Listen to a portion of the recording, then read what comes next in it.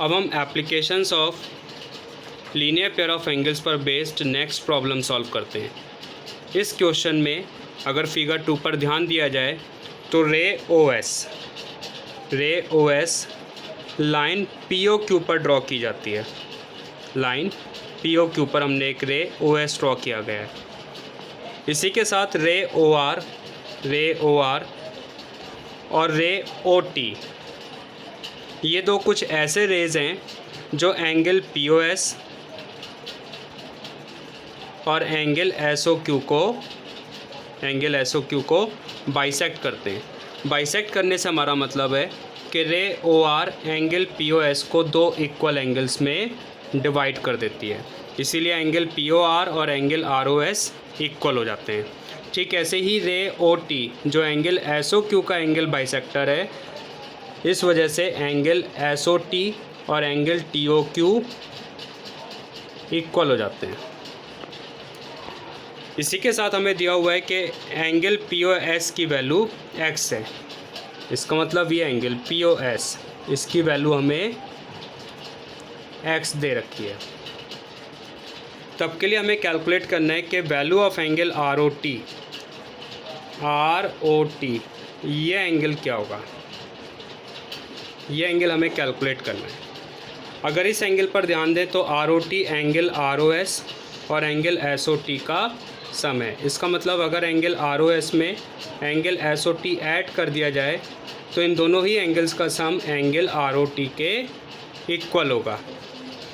तो यहाँ अगर ध्यान दें तो angle R O T equals to angle R O S plus angle S O T हो जाता है। एंगल एस ओ टी हो जाता है। अब अगर हमें कैसे भी एंगल आर ओ एस और एंगल एस ओ टी की वैल्यूज़ पता चल जाएं तो हम एंगल आर ओ टी को डिसाइड कर सकते हैं। हम एंगल आर ओ एस पर ध्यान देते हैं। पहले एंगल आर ओ एस जैसे कि अभी बताया गया था कि angle R O S P O S का हाफ है, क्योंकि O R ray angle P O S का एंगल बाइसेक्टर था। तो यहाँ लिख सकते हैं as angle R O S equals to half of angle P O S, और ऐसा हमें गिवन है जहाँ value of angle P O S x है, इसीलिए angle R O S equals to half of angle x हो जाता है।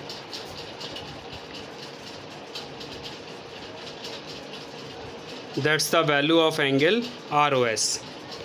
अब हम value of angle S O T calculate करते हैं। Angle S O T angle S O Q का बाइसेक्ट हाफ है, तो एंगल एस ओ टी को कैलकुलेट करने के लिए हमें एंगल एस ओ क्यू का पता होना ज़रूरी है।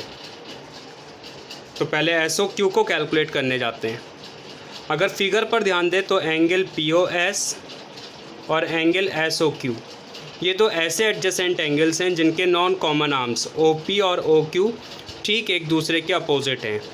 इसी कारण एंगल पी ओ एस और एंगल एस ओ क्यू ये दो लीनियर पेयर ऑफ एंगल्स हो जाते हैं। तो angle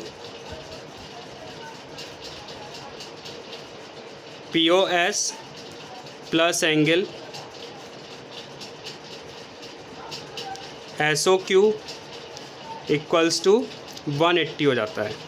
reason linear pair of angles, linear pair of angles.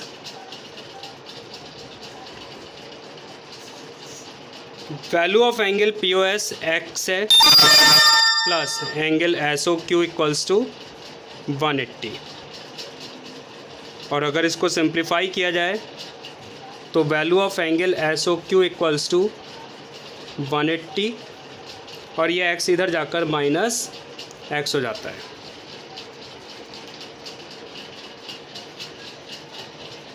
Therefore angle SOT. This angle SOT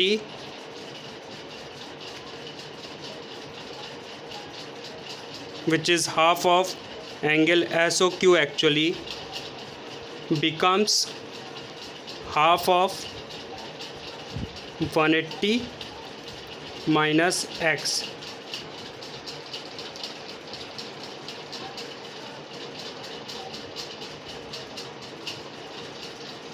Now we use these value of ROS which is half of x and value of angle SOT which is half of 180 minus x in relation angle ROT equals to angle ROS plus angle SOT.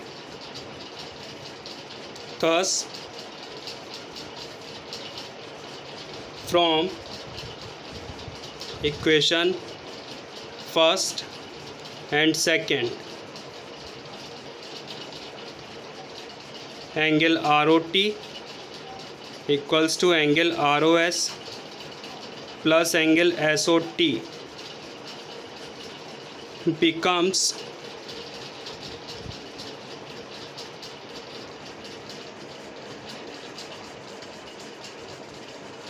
angle ROT equals to ROS, we use it half of x plus SOT, we use it half of 180 minus x.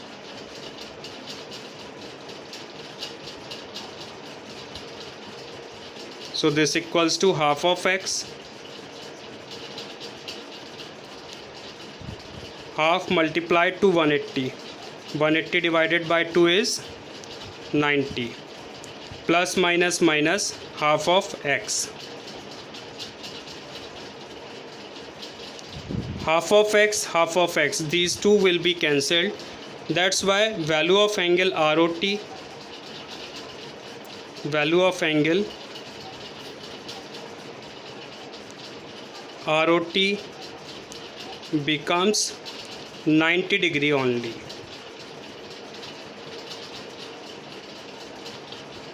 That's the required answer.